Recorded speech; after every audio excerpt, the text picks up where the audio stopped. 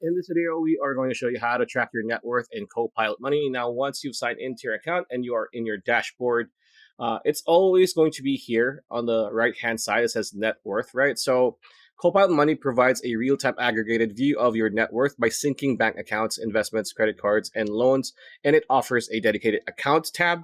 So as you can see here, this is the accounts tab. If you click on this, you're going to see every account that is synced here, and it's going to reflect your net worth via those accounts, right?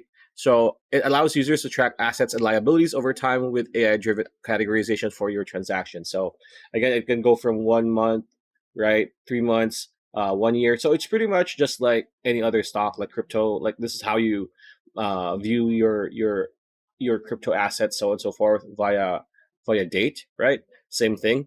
And you have a specific cash management option here on the right hand side if you click on whatever account you have at the same time.